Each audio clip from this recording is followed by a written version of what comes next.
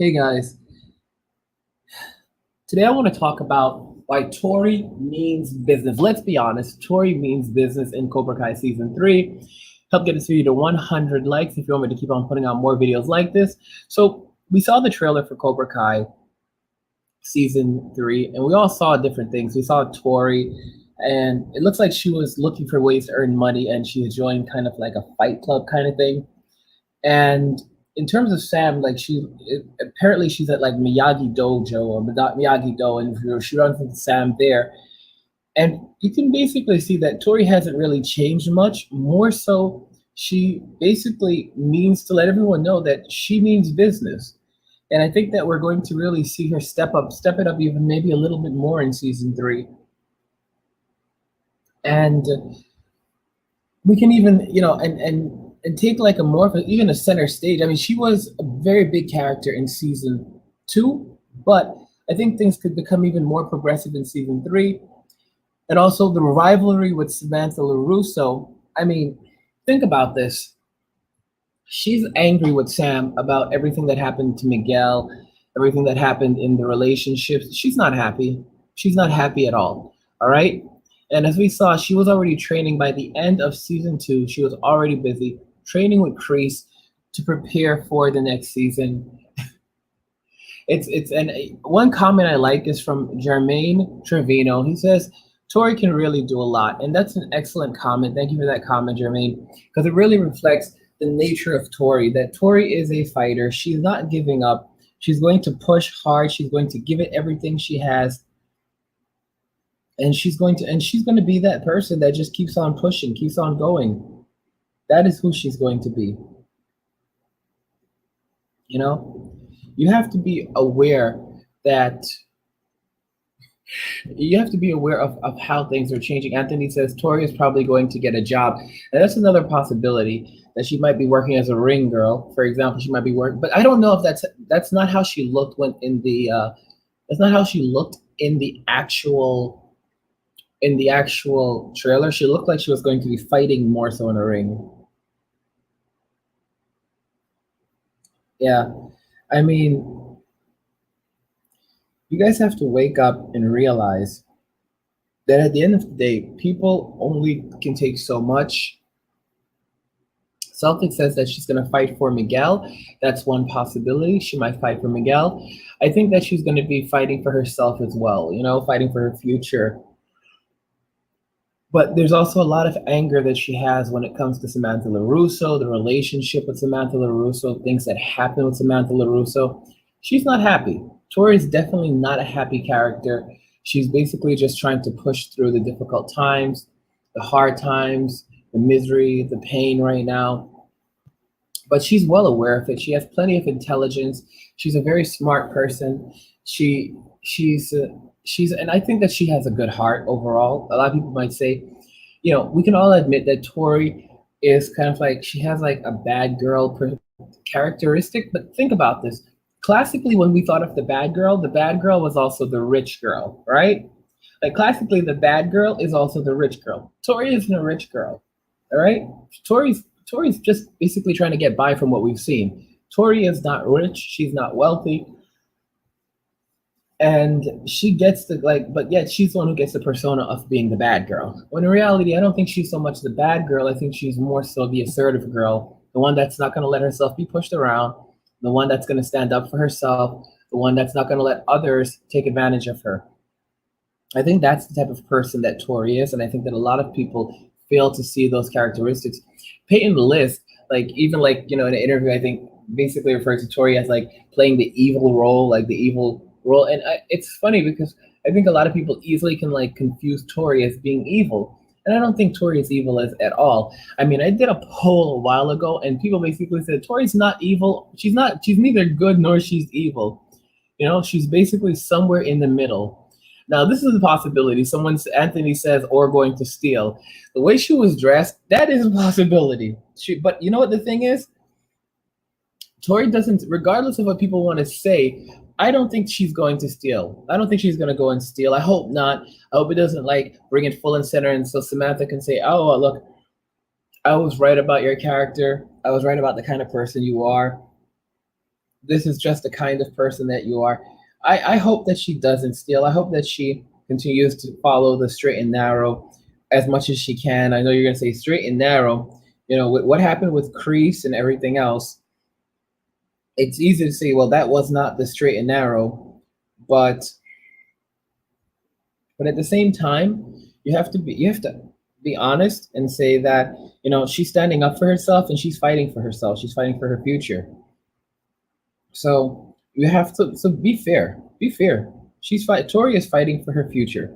She's fighting for her future. She's fighting for so many different things, and it's hard. It's not easy for her.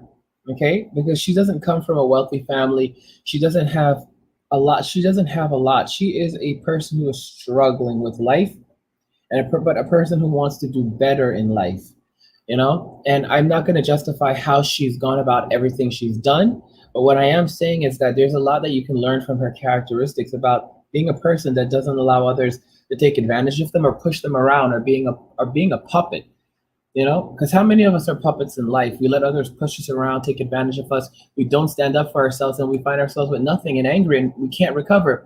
And if we had just stood up for ourselves when we had the chance, then things would be different.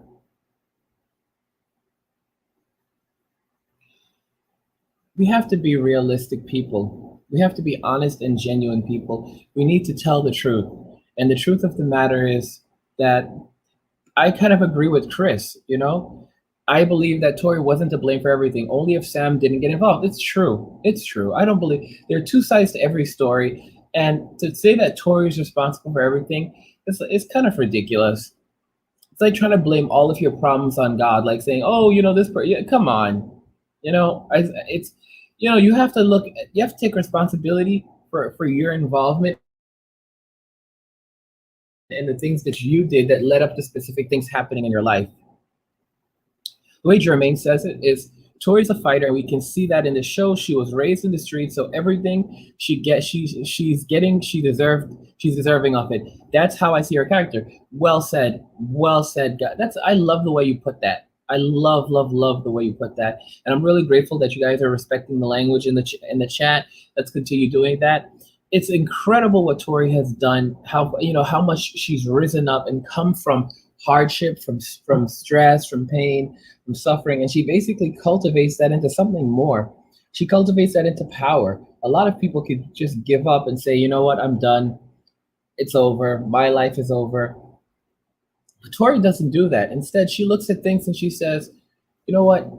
I may have been dealt a bad hand, but I'm going to play it to the best of my ability. I'm going to play my hand as best as I can. And I think that's what Tori's been doing. I think she's been playing her hand as best as she can. And she's not a person who shirks away from responsibility. If she's done something, she'll basically, you know, she doesn't do to act say like, oh, I didn't do it.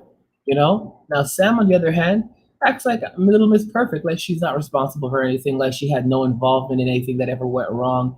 It's unfortunate, but it's true. It's very unfortunate, but it's also very true. And I think that we all have to kind of like wake up and see, like, you know what? She's not Little Miss Perfect. She's a normal person like everyone else, and she needs to be held accountable for her actions. She needs to be, you know, people need to stand up and say, you know what? No, Tori, no, you know, no, Sam, you're responsible. I mean, just like Tori is going to be held responsible in that school fight, I think Sam will be surprised when, you know, I think, you know, like when she's also called into the principal's office and they're like, you know, and what was your role in this? And she's like, and then Daniel's like, don't answer that question. Like, he's a lawyer. Don't answer that question. Don't answer that question. You know, like really, come on. A lot of this is teenage drama stuff, but at the same time, you have to be honest at some point and realize that Sam had a role to play in all of the things that were happening. Christopher says that she rose from all that pain from the past and she helped Miguel recover from his pain. That's really true. And we don't know what's going to happen in season 3 because she may still be angry at Miguel. She ran, I think when he had his accident, she immediately ran to him. And I don't know if she's visited him in the hospital. Maybe she has. We'll find out, hopefully. But in terms of being with him, I think that Tori is the kind of person that would stay with Miguel maybe while he's even still in a wheelchair. Like, I don't think she's the type that'll give him up. They'll give up. I think that that's just her kind of heart. Now, there's also a possibility she and Hawk could get into a relationship, which is interesting. Because, like, guys, let me tell you something interesting. It'd be interesting if Hawk and Tory got into a relationship, and then Miguel and Moon got into a relationship. Because, believe it or not, Moon in real life dates Hawk. My correction, no, not Hawk. I mean, Moon in the series dates Hawk, but in real life, she actually dates Zolo. She dates Miguel, the guy that plays Miguel. She dates him in real life. So the actress who plays Moon dates the actor who plays Miguel in real life. It's really interesting, really really interesting. I mean, what do you guys think about that? How do you feel about that? Do you think that it's intriguing? Do you think it's interesting when it comes down to it? I mean, how are you guys like really thinking about season three? Are you excited at the notion of season three, or do you feel like there's something missing from it? You know, do you feel like there's something that's going to be missing from season three that that you're but maybe you're hopeful that things can still change? Something that's interesting is Robbie's hair seems to have changed a bit. Like like in one trailer it looks different. In another trailer it's kind of slicked back when he's in juvenile hall. It's really hard to say, really really hard to say.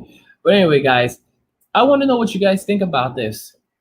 And also, guys, don't forget to help get this video to 100 likes if you want me to keep on putting out more videos like this.